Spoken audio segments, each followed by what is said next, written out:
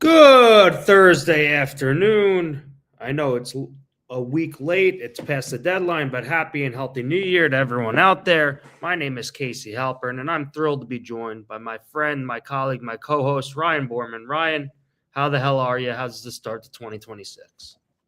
Good, Casey. How are you? Everything's been good so far. It was a nice little time off. Time to hang out with family, friends, relax. It's all good. Excited for the new year. Yeah, it should be God willing, it's a very prosperous one, filled with much health, happiness, success for all.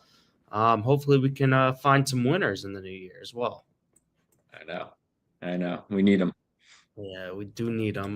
We got a terrific next couple of days of just sports.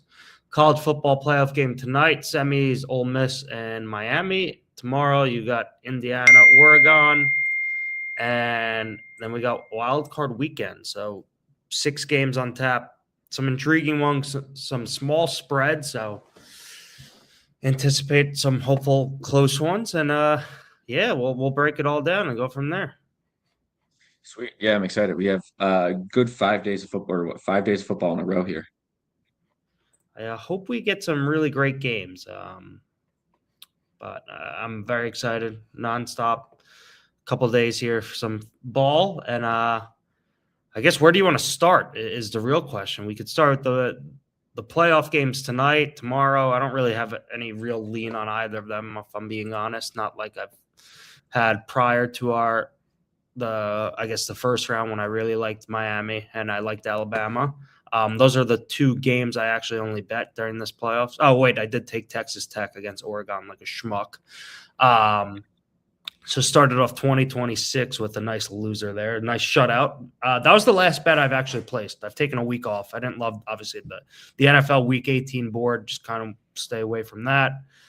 But yeah, back in New York, so have access to some other sports books other than Hard Rock, so can get more than $10 down. Who do you like tonight? Miami and Ole Miss. Spread I right was gonna now is what, say, half, 3.5, yeah, three and a three half. and a half. Yeah, it's moving a little bit towards three. Um, I was gonna say, like, I also took over the holidays. I was also light on my betting. I was in New Jersey, no excuse, just a lot of stuff along with relaxing, a lot of stuff going on, friends and family. I was just like, you know what, it's just a good time to kind of disconnect from the betting world for a little bit to finish out the year. So I took a decent break as well, but still been light to start the year. Just starting to get back into it this week and into next week with obviously the NFL playoffs. I don't want to miss out on the end of NFL season to betting wise. But tonight, I don't have a strong lean. I don't think in the game. I'm personally for fun going to bet on Miami. I haven't watched a ton of college football. I admittedly probably have watched 0 seconds of any Ole Miss game, so I can't say that I have like a strong eye test opinion there. I'm just going with I'm going with Miami tonight. I have them -2.5 when I took it, I don't remember if I bought down or what I did, but that doesn't sound like me to buy down points. So No chance you did that, but I um look.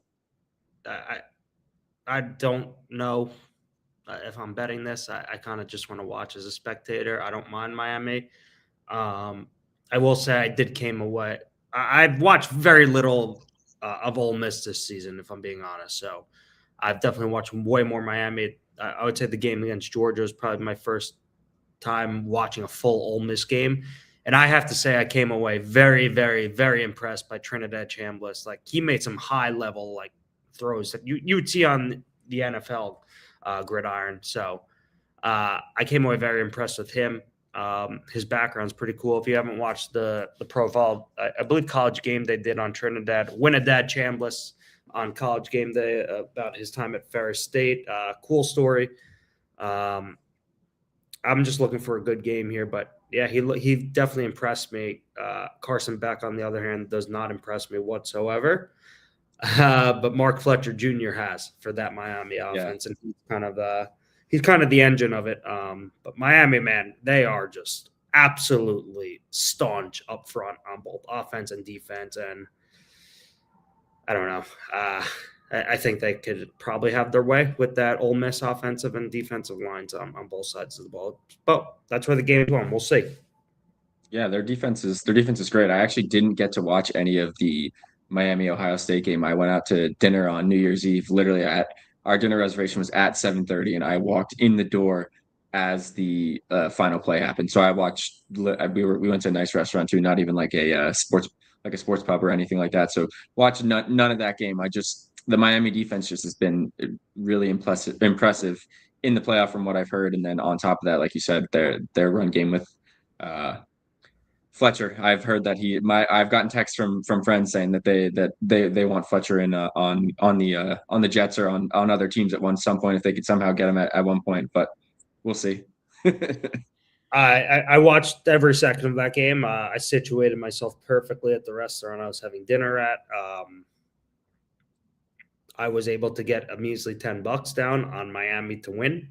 So I won a nice $20 or $25. I forgot what that exact number was on good old Hard Rock Sportsbook. So thanks for that. Yeah, their defense is absolutely dynamite.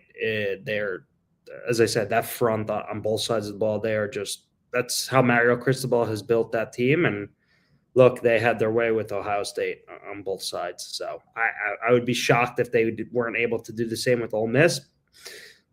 It's going to have to be the Trinidad Chambliss show, but I'm not betting this game because he is also dynamite and very dynamic and scary. I also don't understand why Trinidad Chambliss would return to college for a sixth year when he could probably be the second or third quarterback off the board in the NFL draft. Like, I know he's a bit undersized, but he was making NFL throws in that Georgia game against a very good defense. And look, he looks every bit the part of an NFL quarterback in my eyes. I know he's probably 5'11" in heels and probably 200 pounds soaking wet. That's probably nice, but I don't know.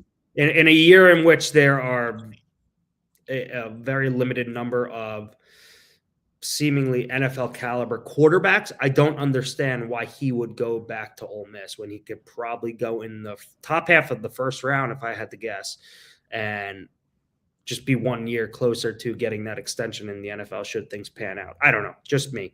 I feel like you should probably always go to the NFL draft when your kind of ceiling's at the highest. And I just think going back to college will probably, I don't know, you're just competing with way more guys next year. You're risking injury. I don't really understand that one, why he would return for a sixth college football season.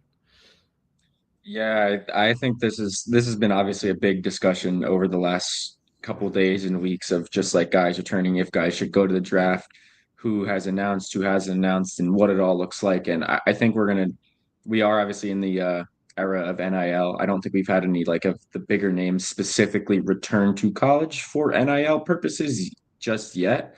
Obviously, there's been discussions about that. And, that when we start getting into the game tomorrow, I think we'll have more of a discussion on that. But I don't know. You make a good point. It's like if Ty Simpson, just declared for the draft, he's supposed to be the third quarterback off the board right now.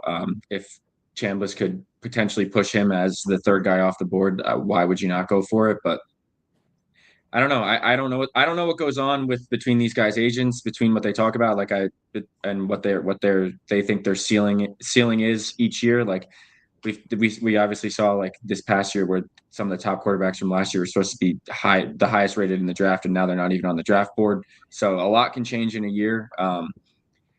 But to that point, I don't know. I don't know what his deal back to Ole Miss is. If he's getting a couple million to go back to Ole Miss for next year, and he's potentially would be on the back end of the first round of the draft, or in the second round, it might be worth it to go back to school to get a couple million and then come back. It's tough. It's a tough call.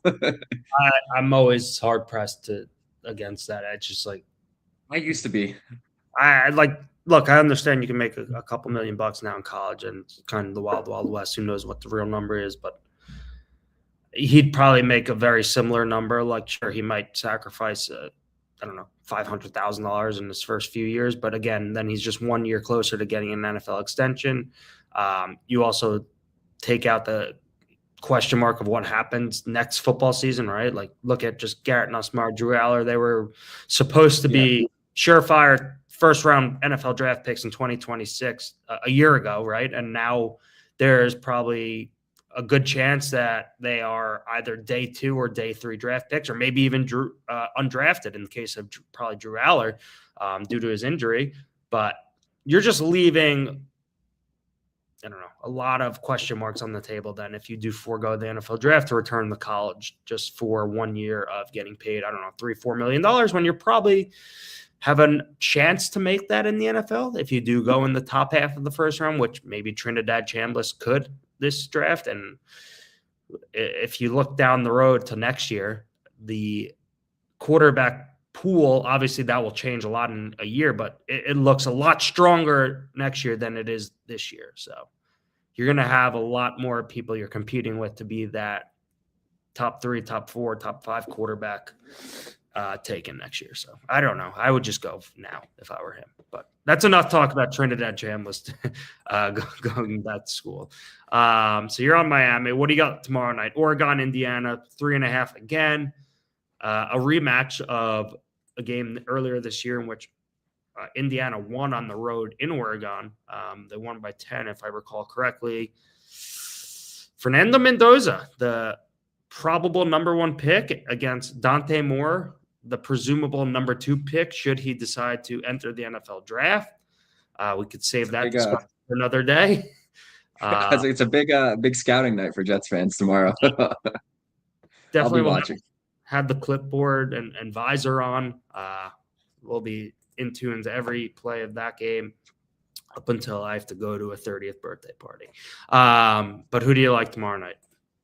I think I would lean Indiana in this one, but I don't think I feel strong enough about either side. I'm more than likely going to take over 47.5 in this game, as opposed to going each way. I mean, it is a battle of 2 big quarterbacks. I think Indiana has kind of clearly been the best team in all of college football this year, and like I think there's a very chance that just continues. If I think I saw a stat today that like the average age on like the Indiana roster is like at 22 or 23 or something like that, like super for their starters is super late, and like that the Green Bay Packers have like an average starting age of like 25, which is just like they're almost as old as like an NFL roster that's in the playoffs right now. I think it was for their starters, not for their entire roster. So I want to find the tweet, but it was funny. I was like, they just have a really old like veteran roster playing college football basically.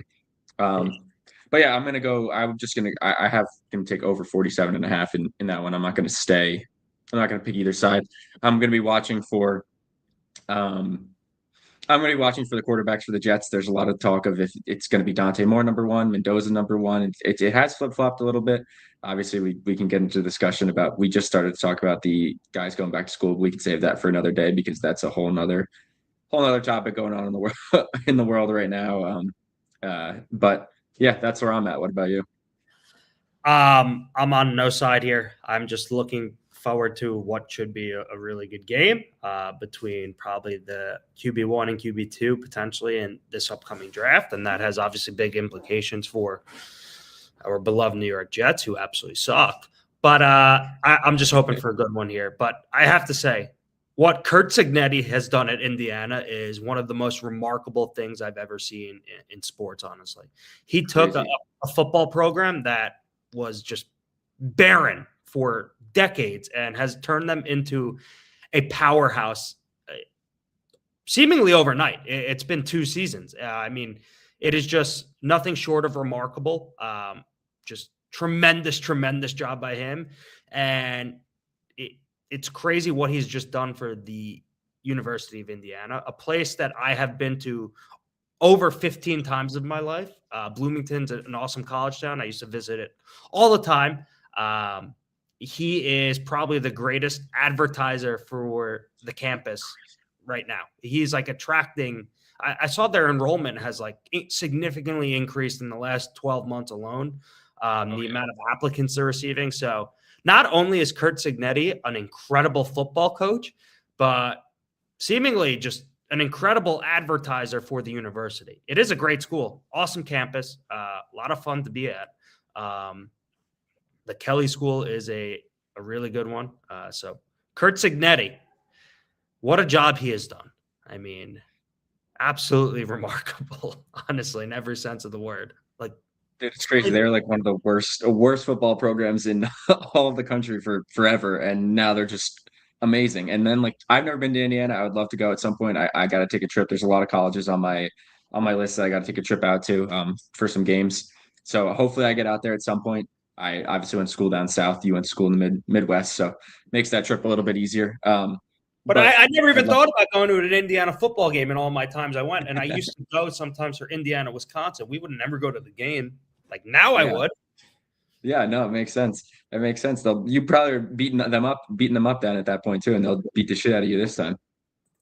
I mean, it's It insane. really is crazy though, just talking like when in this like NIL and like booster funded deal, like how much excess like revenue and like attention having a good football program brings to your school. Like you're just talking about like how the applications have risen like crazy over the last 12 months, and like really the only sport that does that is football by getting your football team on a national stage. And that's where all this like extra, why there's so much money that comes in from the boosters and stuff to boost the football team, and like why they're held in such a higher regard over some of these other programs at the schools, which it's honestly just crazy to see. Like I remember when I was at Clemson in the first couple of years that they were really good on the national stage, like the freshman class just was, it started increasing year over year after that. They had to build new buildings on campus, like things got harder to get into the school. Like everything sort of changes when your football program is on that like top tier national stage, at least in the short term.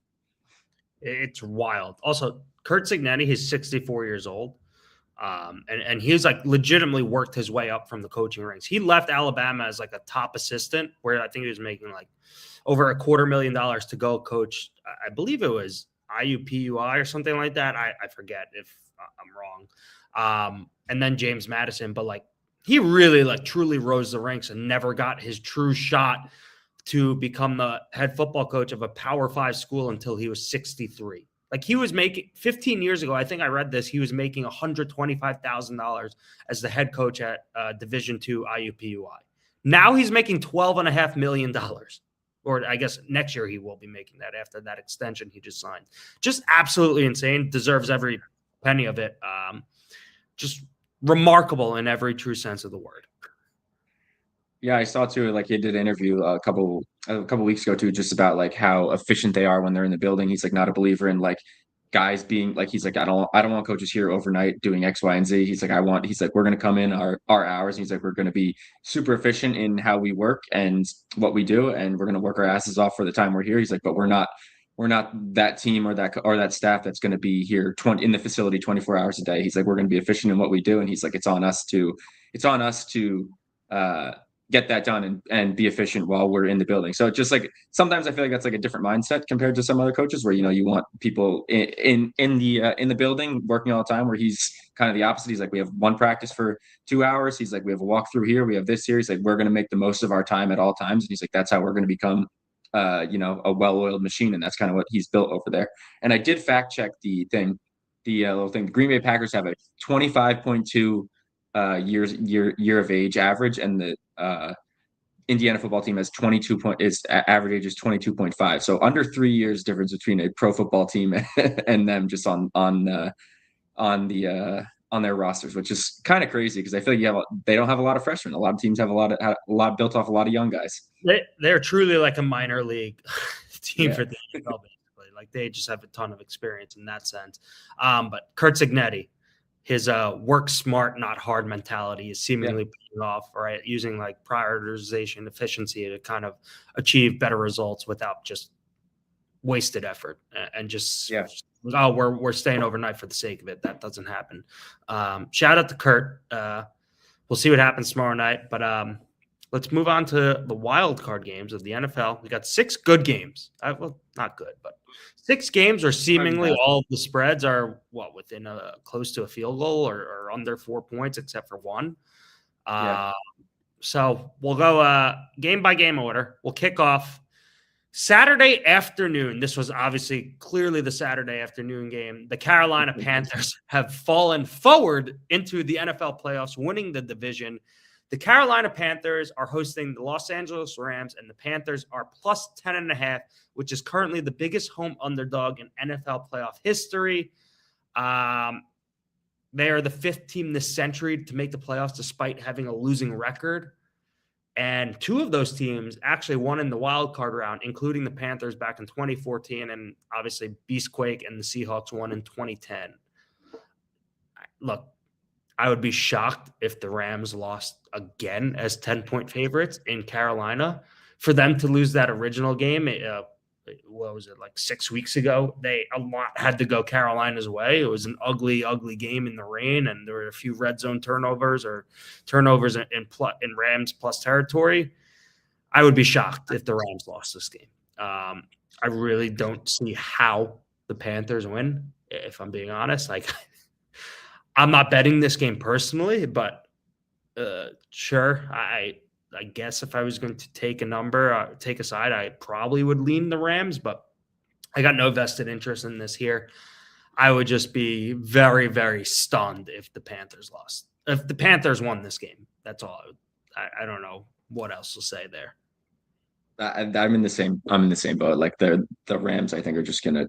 I hate to say it in like a playoff game where like I think the Rams are just gonna win this game. Like I think they're gonna be overmatched. Obviously the Panthers did beat them at one point, but the Panthers just we've backed the Panthers, I think, on the show and talked about them a lot throughout the season. I ended up cashing a Panthers division winner over the weekend. We've talked highly of them. I just think that when it comes to the playoffs, they're not in the same tier of a football team as the Rams.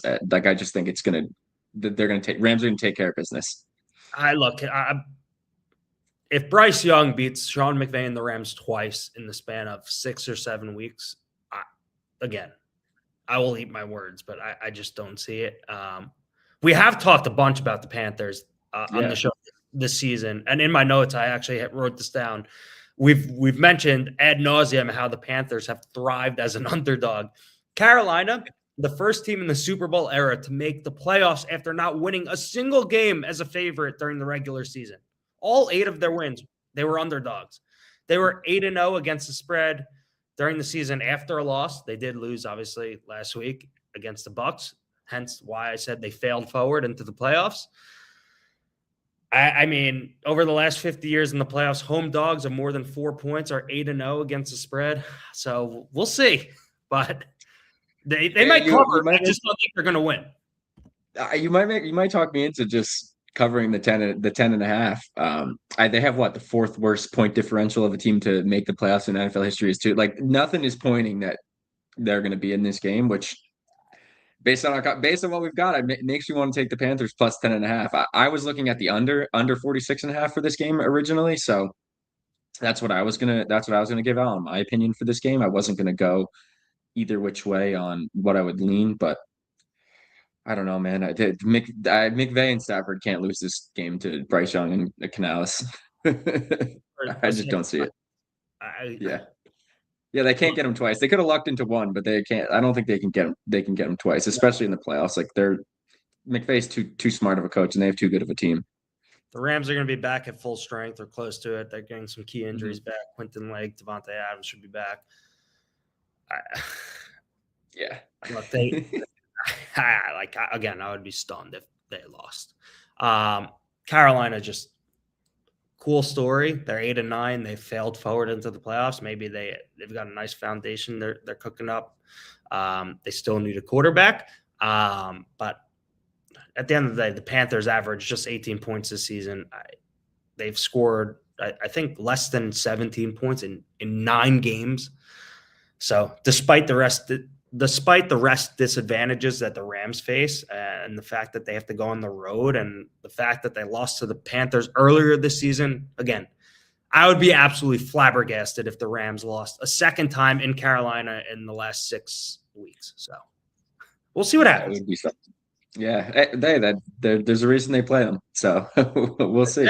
Crazier things have definitely happened, but I definitely trust. I think us, and I'm just looking at the money line and the total handle and whatnot. It says 83% of the bets are on the Rams money line, and then Only like 66% of the money is on the Rams with the spread. So some people are backing the Panthers here, but I think a lot of people are. I'm sure that a lot of people are going to have some parlays with the Rams in it, the Rams money line in it to start out their weekend. That'll be, I would guess, that's a huge piece of the weekend. So we'll see. I was on mute. I don't know how I just did that. We shall see. So obvious this was going to be that 4:30 game. Just whatever the Panthers are in. Screams 4:30. The Texans got an upgrade this year to the Monday night game, which is funny.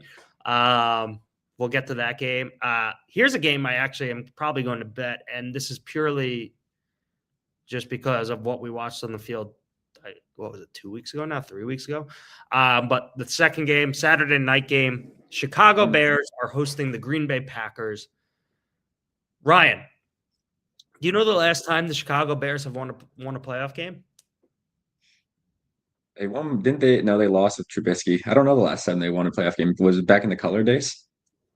It was the NFC divisional round in January 2011 before they went on to face the Green Bay Packers in the NFC Championship. I was a sophomore in high school the last time the Chicago Bears won a playoff game. The new year. Yeah. New year. I'm just highlighting it's been a long time. This is the first home playoff game for the Bears since the infamous Cody Parkey doink. So hopefully the Chicago Bears will be able to right some wrongs here. But I'm on the Packers here, money line. I just look, these two teams have played now twice this will be the third matchup in a month, I think, right? They played at home in Lambeau around December 9th or something like that, December 12th. I forgot the exact date. And obviously then they just played that stunning game in which the Bears somehow came back and won with under 3 minutes left just 2 weeks ago. But like prior to that comeback, the Packers were in total control, even when Jordan Love got hurt. And prior to him getting hurt, I think the Packers were averaging 6.5 yards per play, against the Bears defense. And look, that Bears defense, they've had a ton of turnovers, but they are an absolute mirage. They are just luck merchants. I don't know. I'm taking the Packers here. Also, the more experienced quarterback and head coach in this matchup. First quarterbacks to make their first start in the playoffs have struggled, going back 20 years now. Just look at the data. It's overwhelming. I'm going to take the Packers money line. I know you're going to be on the Bears. You've been on the Bears all season, so lay it on me. Yeah, no, I'm on the Bears. I truthfully, I bet them at open. I got a bad line. It's better now. You can get it plus money. I got it at minus 102. But to your point, it's the same thing we've been on. I've been on the Bears all year. I'm not gonna quit it right now in the playoffs. This was pretty much whatever the money line was going to be. I was going to be on the Bears no matter what this was. So this is just purely me backing the Bears all season long. So there's no extra analysis that goes into it. Hopefully Caleb rights the ship on the rookie QB struggling in the playoffs in their first start. But sometimes he doesn't even have to play that great for the Bears, just to make a couple plays and they can win the game. So hopefully he does that on Saturday. I'm excited to tune in for this one. I mean, we get a Saturday night Bears versus Packers playoff matchup. I mean, that's good for football, when those two teams are good and playing in the playoffs. So I'm excited for that piece of it. Yeah. So we'll see how it shakes out, but I guess we're going against each other here. All right, Let's move on to Sunday at 1:00. The Buffalo Bills are going to Jacksonville to face the Jaguars. The Buffalo Bills have a clear path to finally slay some demons here. Josh Allen and the Bills have a road to the Super Bowl. No more Patrick Mahomes in their way. No more Baltimore Ravens in their way, even though they had their number last season. But this is the clearest path that Josh Allen and the Bills can possibly get. The AFC absolutely stinks this year. But they're going to have to do it on the road, and that's something this Buffalo Bills organization has not done very well in their history. In their 65-year history, the Buffalo Bills have only won 4 playoff games on the road, and none since 1992. They've lost 8 straight playoff games on the road. So if Buffalo wanted to make their first Super Bowl since 1993, they'd need to win 3 straight on the road. Do you think they could do it? Me.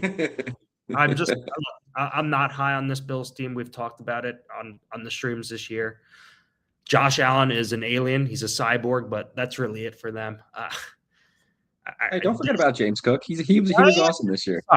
Sorry. You know what? I should have mentioned James Cook, the NFL rushing leader, but yeah, well, me a rushing leader bet. He would have to absolutely put this team on his back in every single game for that to happen. Not saying he can't. He could go on a Joe Flacco type run and probably even greater. But I just don't see it. Their defense also is not good. It's very banged up. They have the second worst rushing defense in the NFL. The only defense that was worse on the ground was the New York Football Giants. And Buffalo's banged up, and now especially in their secondary, where they were much better against the pass than kind of on the ground. I just don't see it, them winning 3 games on the road. I don't have a side here. I actually did play the under 52.5. I kind of just think that's very high for a wild card game, especially outside. But I'm not picking a side here. I wouldn't be shocked if the Bills kind of just I think I might take the Jaguars to win when it's all said and done on Sunday. Haven't taken it yet, but right now the Jags are +1. I would just be look, I've said stunned a few times, but the Buffalo Bills have the easiest path to the Super Bowl at the moment, but I don't think they have the team to actually get there, which is kind of coincidental that this is the year they have the road right in front of them. It's never been easier for them with Mahomes out of the picture. The Chiefs are not there to worry about. You don't have to worry about the Ravens. You don't have to worry about Joe Burrow, who beat the Bills previously. It's now or never for the Buffalo Bills, because if they lose on Sunday, I would have to think that's it for Sean McDermott, who's probably been let go a while ago, along with their GM, who I don't think very fondly of. But I'm on the under in this one. I mean, I'm on the Jags. This is another personal bias thing. I've never been a believer in the Bills in general. I've always thought they've been overrated, and I do think Josh Allen is absolutely as talented as they come, but they ask him to do too much in the game, or he tries to do too much in games. Whichever one it ends up being, it always leads them to falling short. Like, he'll try to play Superman and then loses a bunch of yards on a big sack, or makes a boneheaded play, or they're asking him to do too much and they don't give the ball to their other playmakers. But I've always thought the Bills are overrated. They finally do have like a good offensive line and a better defense than they've had in past years. Even though their rushing defense is terrible. I don't know if like Travis Etienne's gonna. I'm a fan of Travis. I don't know if they're gonna eat him up on the ground in general, but we'll see. I'm on the Jags. I like the Jags. Obviously I like Trevor and Travis. They're the team that I'm rooting for most in the playoffs, along with the Bears. So I'm going to be on the Jags this weekend. I think Liam Cohen has finally unlocked Trevor, and I think that if they can continue what they've had going, their defense, the Jags defense, gets a ton of turnovers as well. And Josh Allen is a little bit known to turn the ball over. So if they can get a couple turnovers on Josh Allen and convert those into points, I think it could be a long day for Buffalo. But to your point, also, like, Josh Allen could go Superman, and they could play really well on Sunday. So my take is I'm going to be on the Jags, but yeah, that's where I'm at in this game. It should be a fun one. Again, we've got, like you said, Saturday night is a 1-point spread, Sunday afternoon 1-point spread. So this is playoff football for us. I'm probably, when it's all said and done, I'm probably going to join you. The Jags have been white hot, and no one is talking about it. They've won 8 straight games of these playoffs, and it's very shady. But the Jags actually have a top 10 offense and defense. Like, their defense ranks 5th in EPA plays. The Jags defense ranks 5th in EPA play allowed, and 9th in success rate. Obviously, they have a top 10 offense, as we all know. Like, they've been lighting it up. I've seen everyone and their mother just back the Bills because of Josh Allen, but it feels like a lot of people are wearing blinders here just because they have Josh Allen, which I get. But the Buffalo Bills defense is banged up, one, and they stink on the ground. Not that Travis Etienne is the second coming of Fred Taylor for the Jaguars, but I don't know. I think the more we talk through it, and I'm probably going to be joining you on the Jags. Yeah, I got to do it. I think the Jags are really good right now. The Bills are obviously really good too, but I mean, I don't know. I'm gonna be on the Jags Sunday. Like you said, they're white hot. They're playing really good football. I think no one hears or talks about them just because they're a smaller market team right now, but they've been playing as good or better than any other team in the NFL over the last 2 months. So Yep. I They don't are see why they can't continue that. the only team playing better than them is their divisional foe, the Houston Texans, who we will get to shortly, who are on a 9-game winning streak coming into the playoffs. But Josh Allen also 0-4 against the spread and straight up on the road in his playoff career. So let's see if I mean, in his defense, like he's put up some absurd numbers in those games. But look, it's a team sport. The Bills and Jags last met in the playoffs in January 2018 when the Jags won a snooze fest 10-3. Ryan, if you could tell me who the only touchdown scorer in that game was, I will Venmo you $100 on the spot. Say it again. Let me think. The Bills and Jags last met in the playoffs in January 2018, so the 2017 football season. The Jags won a real snooze fest 10-3. There was one touchdown scored in that game. If you could tell me who it was, I will Venmo you $100 on the spot. No, I don't think I can tell you who it is. I don't even know who their roster was. Blake Bortles was the quarterback at that point, right? That's all. Was the quarterback. They did go to the AFC Championship game, and they probably should have went to the Super Bowl if it wasn't for a overturned call in the AFC Championship game against the Patriots involving a Miles Jack fumble. But the guy who scored the touchdown was backup tight end Ben Koyak, who scored one regular season career touchdown and one touchdown in the playoffs from the Notre Dame Fighting Irish. That's crazy. Yeah. Okay. You should up the ante there. Right? That was worth way more than $100. That's fair. All right, but moving on. That's all that ProfitDuel allotted in the budget for the trivia. Don't play. I'm just the messenger here. The next game is another good one. This one I'm very interested in just for pure kind of storyline purposes. Just these two teams have some histories as well. Just recently, sucks Debo won't be here. Eagles, 49ers. Eagles are hosting the Niners. Eagles are -5.5 favorites. I don't have a side in this one. This is just kind of one of those games where I'm just very excited to watch. And I play golf with a gentleman who is the father-in-law to a very, very, very, very, very, very, very prominent, call it beat writer in the NFL, who might cover a team in green very closely or work very closely with them, who basically said to me he'd be very, very, very, very shocked if the Eagles won on Sunday. He thinks they're just one and done. He also is an Eagles fan, so maybe that's just his pessimism and that Philadelphia sports mindset banked into it. But what we've seen over the past 6 weeks, it's kind of been Jekyll and Hyde with the Eagles, right? Like I know they just pitched basically a shutout on defense against the Bills.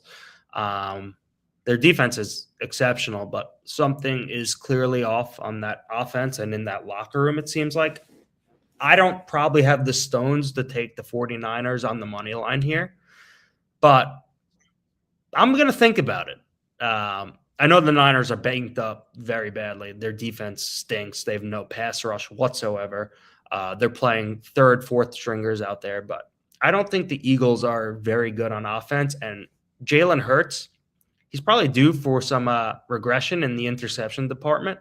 He's been very lucky, especially since that Chargers game where he threw 4 interceptions. But the last month or so, he's been very, very lucky and probably getting away with quite a few turnovers that didn't turn into actual turnovers. I might take the Niners here. I will say that, but I did find we'll it. be against we'll be What? against each other again we'll be against each other again if you take the Niners. I'm going to be on the Eagles definitely.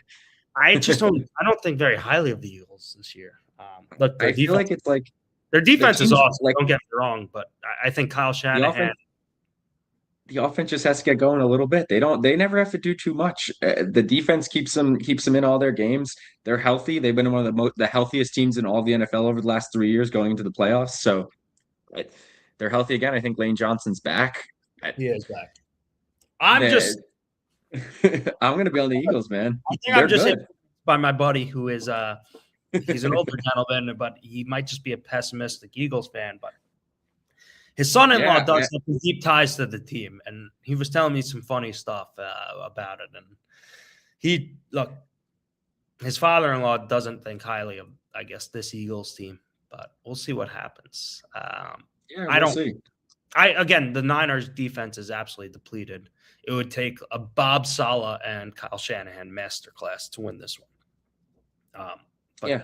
That should be a good one, though. These are, again, two of the NFC's best over the last 4 or 5 years. So it's crazy we get to see them play in the first round here. But I would love to see I will be on the Eagles. What's up?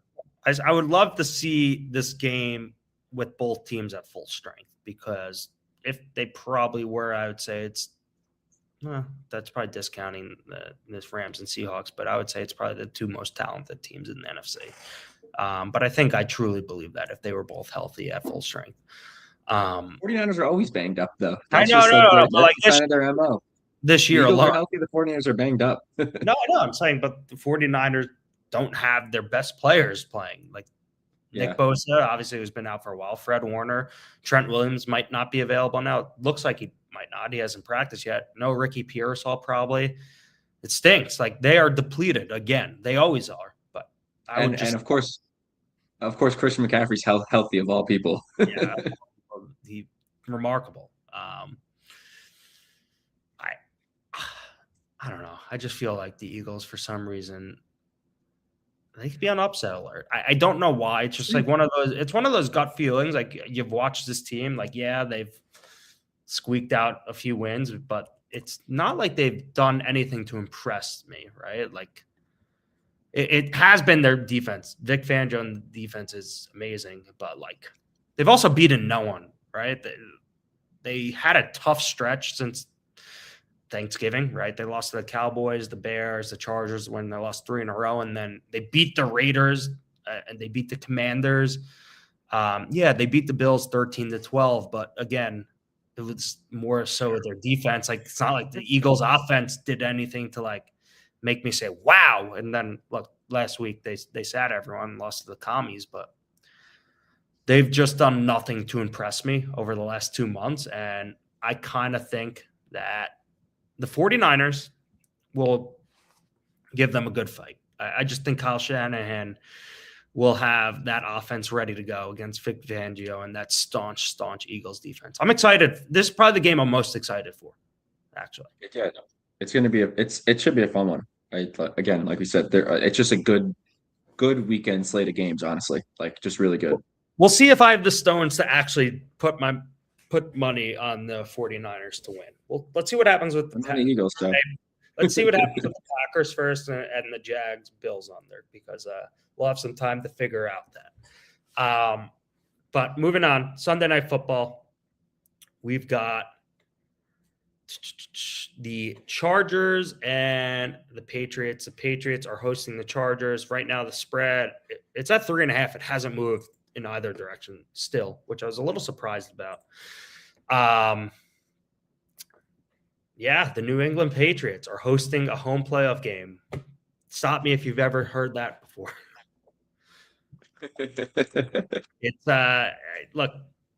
It's really bullshit that the Patriots now have Drake May because he is exceptional. He is unbelievable. There are not enough superlatives to describe him. He is probably going to win NFL MVP. And all thanks to the New York Jets, because if they just had to lose in a meaningless Week 18 game in 2023 in what was Bill Belichick's last game, if the Jets just lost Drake May probably wouldn't be the quarterback for the New England Patriots for the next 15 years. So well done, Jets. You really did it again. You went from Tom Brady to Drake May that you have to face. You fucking idiots. Yeah, we're in trouble, man. It really sucks that the turnaround is so quick for the Pats, and we're still in football hell with the Jets. And I thought Tom left. I was like, at least we have a chance. The Bills ran the division for a little while. I was like, it's not going to be the Pats. It started just like the Bills, and here we are, right with the Patriots back on top. Just a couple years later, it's insane. It's And brutal. we're still at the bottom of the barrel. Nothing changes. But hey, we still have Aaron Glenn as head coach. It's tough. But let's talk about the game here. I'm on the Chargers plus 3.5. I know their offensive line absolutely stinks and is completely decimated, and just Justin Herbert gets rocked. But the Patriots don't have a great pass rush. I also just, again, am very weary of quarterbacks making their first start against guys who haven't and against good coaches who are experienced. I like the Chargers getting a field goal plus on the road. I don't think that the Patriots are world beaters. The Pats are coming off a season in which they arguably had the easiest schedule this century. 2 of their 14 wins came against playoff teams, and one of those was the Carolina Panthers. The other was the Buffalo Bills, and that was all the way back in October. Look, they've won 14 games, so I'm not taking anything away from them. They've played who they've played. I'm just simply highlighting that their record is probably greatly inflated due to the schedule and the opponents they faced, but Drake May is exceptional. I just don't think this Patriots team, this iteration of them, even though the Chargers are very banged up, I don't think they are 3.5 points better than the Chargers. That's just kind of the way I handicapped it. I think Jim Harbaugh and Justin Herbert are also probably going to want to right last year's wrongs, in which Justin Herbert kind of was awful. He went 14 of 32 and threw 4 interceptions on the road in the wild card game against the Texans. So I would like to think that we're going to see a much better version of Herbert this time around. Yeah, I think we're finally aligned here. I'm taking the Chargers just money line outright here. I think that, like you said, like Drake May and the Patriots are exceptional. He's going to be a very good quarterback for a very long time in the league, but I don't think this is their year. I think they had a great regular season. I don't think this is the year that they see playoff success. I think Herbert's also like an incredible quarterback. I think they're taking the week off. They got a little bit healthier. Hampton's back. I'm going to be probably back at full strength for them as well. So take a little bit of a load off Herbert in the run game. Yeah, I think that their easy regular season schedule is going to come back to haunt them this week, and I think the Chargers win a close one against them. But again, we'll see. I think the Patriots are going to be very good for a very long time now with Vrabel and May in place. I just don't think that. I think this isn't their year in the playoffs. Yeah, look, I just like the Chargers getting 3.5 on Sunday night. Also, like, a great coaching matchup.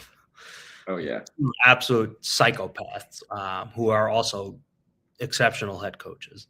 You know that both of these teams are actually looking for their first playoff win since the 2018 season, which is kind of hard to believe that it was that long ago for the Patriots.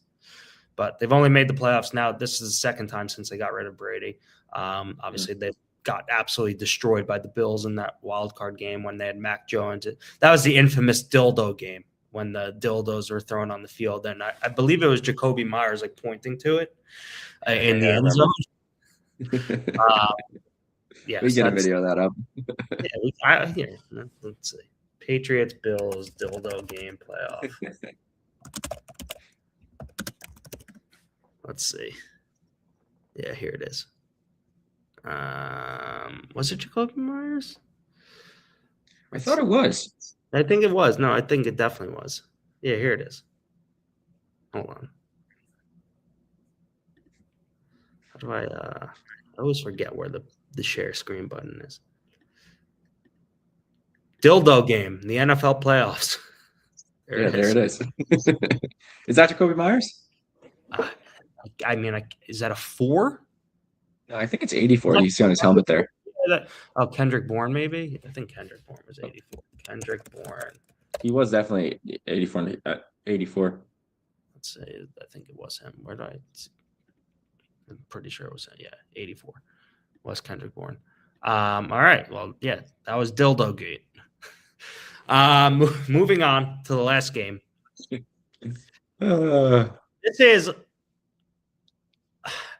I don't want to, I'm Texans. The Steelers are hosting the Houston Texans. It was 3.5 last I looked before the show, but now it looks like the Steelers are plus 2.5, at least on no. Yeah, it's moved a little bit. So it is moving a little bit, which is kind of interesting. This Steelers team stinks, in my opinion, but that Mike Tomlin, me wrong. that Mike Tomlin voodoo as a home playoff dog on Monday Night Football is spooky. If I were to back the Texans, I will say that. I don't know what I'm doing here, but I'm definitely a little perplexed by this line movement. It might be Aaron Rodgers' last dance. We'll see. The Houston Texans are just the 5th team since 1990 to make the playoffs after starting 0-3. They are coming into the playoffs on a 9-game winning streak, and teams on a 9-game winning streak plus entering the playoffs are just 6-19 against the spread since the NFL realigned divisions in 2002. So it's crazy. We'll see what happens with the Tomlin is 11-0 at home on Monday Night Football, but he's lost 6 playoff games in a row. So it's something has to give on Monday. I don't know. I know I'm with you too, though. I haven't thought the Steelers have been good all year, and they finished 10-7, won the division, got it done. I still don't think they're good, but they seemingly keep proving me wrong. I think they're going to be a bit overmatched, but it is in Pittsburgh. The Texans kick a lot of field goals. They don't score a ton of touchdowns. It's not the easiest place in the whole world to kick. We obviously just saw that with the Ravens this past week. So I don't know. It's not like either team, like, two solid defenses. It's not like either team is like a high-powered offense. So a couple plays could make or break this one, which way. It's a tough. The over/under at 38.5, 39.5. It's gonna be a dogfight. I don't know. I think the Texans are very clearly the better football team, but who knows what Rodgers can come up with in the playoffs for one last dance here. And if they win this one, I mean, who knows what happens after that? It's definitely an interesting it's an interesting spot. It should be a fun one. Look, it's crazy. They should have never even been in the playoffs. Mike Tomlin, his voodoo, his wizardry with this Steelers team is real. Look, I know for the past decade, it's been tough sledding for the Steelers and him in the playoffs. They haven't won a playoff game since the 2016 playoffs when they beat Alex Smith and the Chiefs. They've lost 6 straight playoff games and have lost by an average of close to 14 points. But, dude, the voodoo, the wizardry, whatever the hell you want to call it, with Mike Tomlin and the Steelers is real. And them getting points at home on Monday Night Football, it would scare me if I were to back the Texans, just due to the Mike Tomlin voodoo, the aura, the wizardry, whatever the hell you want to call it. It is real, though. Like, this is an organization that has won a lot of games when they absolutely had no business winning them, just simply because a ball has bounced this way, just a field goal has been missed. Like, they've just found ways to win in some of the most inconceivable ways possible. And I don't know. It's just something my gut tells me, like, all right, everyone in the world is going to be on the Texans because, look, the Steelers team actually stinks. They have a 42-year-old quarterback who cannot move. The Texans have the best defense in the NFL, and it's probably not close. But Mike Tomlin and the Steelers as home playoff underdogs, like on Monday Night Football, I don't know. I would be spooked to back either team here. Also, the Steelers, They have been absolutely dominant on Monday Night Football and are 23-1 since 1992. The only loss they've suffered on Monday Night Football in the last 32 years was in 2020 to the Washington Commanders during the weird COVID season. And I don't even think there were fans in the stands for that one.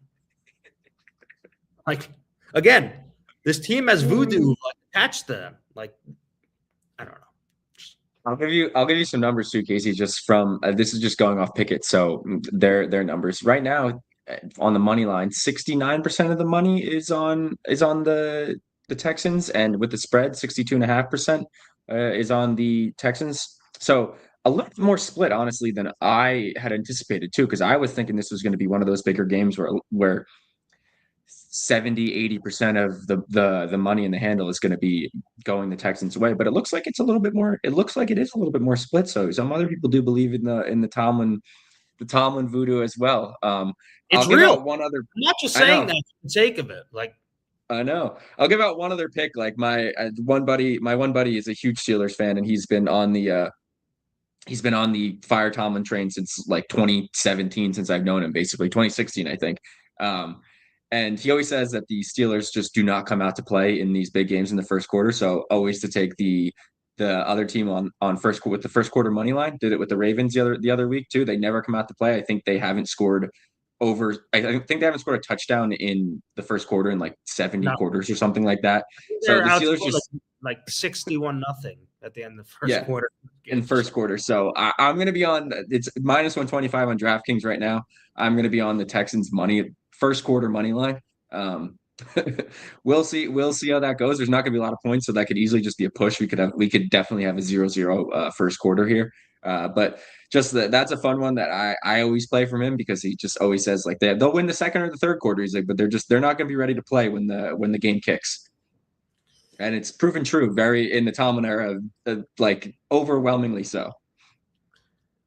Uh, Look, I said to my friend earlier, he said, I really like the Texans. And I literally just said, word for word, what I just outlined here. Just, I would be spooked to back the Texans against Mike Tomlin, his voodoo, and this Steelers team as a home dog on Monday Night Football. I don't know why. Like, I'm probably overthinking this. The Texans should absolutely suffocate the Steelers, like on defense. Like, I don't even know like if Aaron Rodgers will be able to move the football against this defense. Like, he can't move around, but we'll see. Also, it's crazy that it's the first playoff game for Rodgers in 4 years, which I feel like also just feels like that went by in a flash too. Yeah, I mean, what 20 since 2022? Yeah, I mean, 2 of those years with the Jets, the back end of his career with the Packers, which is not as pretty as the earlier years. So it makes sense. We're getting to the end of an era here officially. We will see if the voodoo. We will see if the Mike Tomlin voodoo can come through once again. Yeah. Just crazy. Look, if they did win a playoff game, like I would be very surprised. And I think that would probably quell the Tomlin, the Steelers fans at the gates to fire him. Also, like a wild card game though. They've been doing it for years. I One wild card win. It seems like he might just leave on his own, like, on his own terms based on some of the reports. But I will say he'll just go to the Ravens and they'll flip flop. They'll get Harbaugh and the Tomlin will go to Baltimore.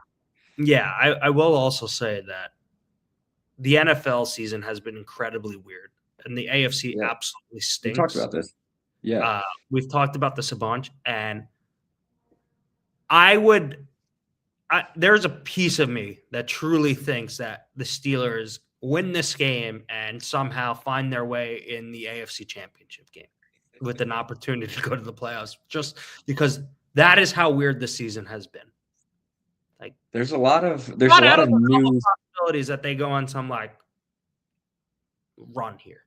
That's all I'm going to say. Like, there's a lot of new quarterbacks and new teams in the playoffs that don't have a lot of experience. So I mean, you've only got a couple of these teams that do have experience, and especially in the AFC. And Rodgers is one of them, right? Rodgers and Josh Allen, right? Some of them in the AFC. Obviously, some of the teams in the AFC that have quarterbacks with experience making deep playoff runs. So who knows? We will see. Who Anything else knows? you want to touch on before we head off? No. We good catch up after a week of being down and to finish the new year. So excited to get back at it. We have a big weekend ahead.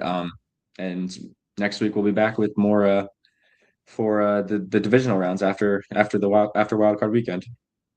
It's we'll be see. We'll be see. We will see. The last thing I do want to say before I go, it is I would be shocked if John Harbaugh is not the Miami Dolphins head coach. I have no information on this, but I just do not think that Stephen Ross would suddenly kind of backtrack on Mike McDaniel after initially, I believe he was including him in some of the GM interviews Talks for a few days to only then add Chad Alexander, who has deep ties to the Harbaugh family at the last minute to the GM search, to only then fire McDaniel 36 hours later, just suddenly after John Harbaugh became available. So I would have to think that Stephen Ross did a lot of, back channeling to find out that if he gave John Harbaugh a lucrative contract to come coach the Miami Dolphins with his desired GM, then he'll then obviously execute on that agreement. But I would say the New York Giants are by far and away a much better job than the Miami Dolphins. Look, if the Giants got rid of Joe Schoen, they would probably be able to scoop up John Harbaugh in a heartbeat, but I don't know if he'd want to attach himself to what is presumably a lame duck GM and instead of bringing in his own guy. So if the Giants did what the Jags did last year and got rid of their GM after committing to him for another season, then I think they absolutely bring in John Harbaugh for sure, because that is a much better job. They have a quarterback, top 5 pick. They have some nice, exciting pieces. Yes, they are coming off injury, Neighbors, Scatterbo, but their defensive line is nasty. They've got Brian Burns and Abdul Carter there. I know Dexter Lawrence just had a down year. I don't know if he will be there in 2026, but there are a lot of solid pieces on that Giants team for any coach to come into. But having Joe Schoen there seemingly might be a bit of a hurdle to get John Harbaugh. So we'll see if the Giants pull a Jaguars from last year and get rid of the GM after committing to him for another season, because that would probably signal that they would be able to get John Harbaugh. But we'll see. A lot to unfold. Yeah, there's a lot of coaches available. I've been seeing chatter of like how Harbaugh's waiting a week for his interviews to see if people are speculating potentially one of the certain teams lose this weekend, a coach gets fired there, and he could interview at that job. So there's a lot of head coach. It's like 25% of the league is open right now for head coaches, I think, after the McDaniel firing. So there's maybe a couple more firings to come as well after some of these playoff games, or a couple coaches to leave. So it's going to be an interesting cycle. I think there's a lot of decent coaches out there. It also depends if you want to go for your teams like a Harbaugh or a Stefanski, and like if Tomlin is out there like a culture building, proven success coach, or you want to go for one of these like new school, new age first year coaches who have a little bit more. I don't want to say like a Liam Cohen, who or Ben Johnson, who has a new look on how the NFL and how the game's played today, and has had success with their teams. Obviously, first year coaches don't always work out. First time head coaches don't always work out, but there's been plenty of success stories here and on both sides. So curious to see how some of these teams manage this search this offseason. Yeah, we will see. By the way, if I was Cam Ward, I would request a trade based on some of these interview requests the Titans are submitting. I mean, Jason Garrett, Steve Spagnuolo, Bob Saleh, Jeff Hafley, Arthur Smith, Matt Nagy. Yeah, I can't believe Nagy's a head coach candidate again, dude. I think I saw the stats. It's like EPA. It's Mahomes like EPA or the Chiefs EPA. In after Nagy took over as offensive coordinator, they were like top with Mahomes. They were like top 5 for all of the years Mahomes was the quarterback, and then Nagy took over and he they immediately dropped like 23rd, 25th, and 22nd or something like that, which is just outrageous and essentially not utilizing the one of the best quarterbacks ever to his full potential, which makes just no sense. Absolutely ridiculous. I don't know what the Tennessee Titans are doing. That interview list leaves a lot to be desired. It is pretty atrocious. Let's get some adults in the room. I mean, I'm still flabbergasted. They got rid of Mike Vrabel when they did, but that is seemingly one of the worst decisions a football team has made in probably the last decade or so. But we'll see how it plays out for them. When I saw them, they were interviewing Jason Garrett. I actually thought it was a parody account from Adam Schefter. I was like, dude, what? Especially they got rid of Vrabel to just go to like all these other options that they've had and have thrown out there. Like, what was the plan there? Like, it's just not. I don't know what the fuck they're doing. That's really the plan. Just bad. I don't know what the fuck a lot of these NFL teams are doing. But we'll see. A lot has to unfold. But something tells me that Steve Ross and the Miami Dolphins are not firing Mike McDaniel. I'm getting my coaches confusing. Something tells me that Steve Ross and the Miami Dolphins are not firing Mike McDaniel. Jesus Christ, I can't speak right now. A long stream. It's over an hour. But something tells me that Stephen Ross and the Miami Dolphins are not getting rid of Mike McDaniel unless they knew full well that John Harbaugh has some serious interest in going to the Dolphins if they bring along Chad Alexander, who was a late addition to their GM search as his general manager. But we'll see. There are reports that general manager search will wrap up in the next 24 hours. Gee, I wonder who it will be for. But yeah, I guess we're going to see what's happening here. Maybe the Bills lose on Sunday, and then that makes it another interesting opportunity for John Harbaugh. But I also will leave with this. The track record of coaches not taking a year off and simply jumping from job to job is not great. Andy Reid is the outlier, but history tells us that the results are not going to be very similar to kind of what you might expect. So maybe just a bit of caution against just hiring a coach jumping from job to job. It might serve you well to just take a year off, right? Maybe go be a coordinator, go do TV, just put your feet up, unwind, don't have the stress of being an NFL head coach. I don't know, just some food for thought. And hey, maybe that Jets job opens up in a year. Could be an attractive one. No, I know. I mean, I think it just that makes a little bit of sense too. Like, I think a lot of these guys that get fired, if they have been coaching for a while as well too, like also gives them an opportunity to step back and like sort of reevaluate everything going on in the league and like their offensive and defensive schemes and what they want to do. Especially because obviously they're getting fired because especially in Harbaugh's case, had success early, that has had successful regular season teams, but sort of underperformed with one of the best players in all of football. So maybe just going back to the coaching drawing board and then coming back to the league might do them a lot of justice. I mean, who knows? But you say the stats back it up, so we'll see. We shall see. I mean, look, if the Miami Dolphins do not get John Harbaugh, they are going to get Jesse Minter. So it's one of them, in my opinion. Which sucks for the Jets, for the record. Either of those. But we'll see what happens. Until next time, I hope everyone enjoys the games, and we'll do it again next Thursday. Yeah, should be fun. All right. Bye, everyone.